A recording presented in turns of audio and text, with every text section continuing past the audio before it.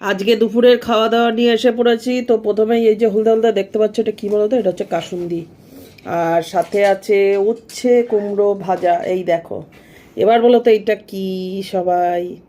এটা হচ্ছে আলুর খোসা, মানে আলুর চোকলা ভাজা। আজকে একটু ফার্স্ট টাইম, প্রথমবার দেখি যে, তো ভেজে দেখলাম যে ভালোই লাগছে খেতে, কুরকুরে, বেশ দারুণ লাগছে খেতে। আজকে যেহেতু নিরামিষ, তাই জন্য এটা কি বলতো, ঝিঙে আলু পোস্ত। আর আজকের সাদা ভাত দিয়ে এই যে রান্না।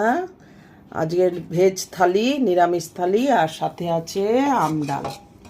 দুর্দান্ত খাওয়া দাওয়া, মানে এই গরমে এরকম খাওয়া দাওয়া খেতে হয়, মাঝে মধ্যে আবার সব রকম খাবার খেতে হয়।